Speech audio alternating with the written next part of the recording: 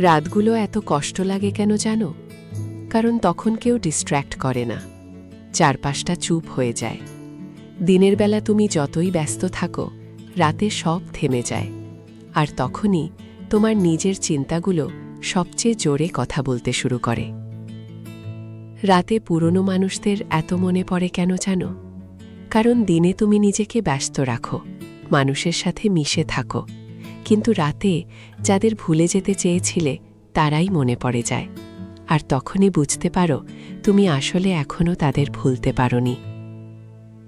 সবাই ভাবে তুমি ভালো আছো, কেন জানো?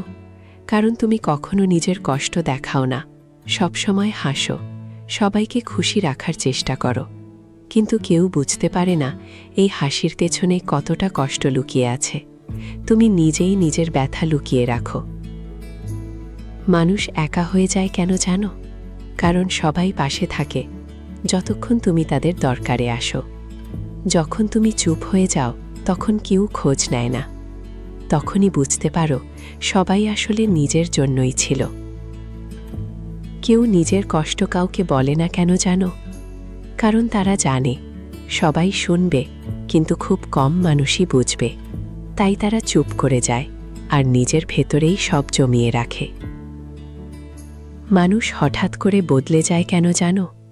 কারণ তারা আগের মতো থাকতে থাকতে অনেক কষ্ট পেয়ে যায়, অনেকবার ভেঙে পড়ে, তারপর একসময় নিজেকে বদলে ফেলে যাতে আর কেউ কষ্ট দিতে না পারে।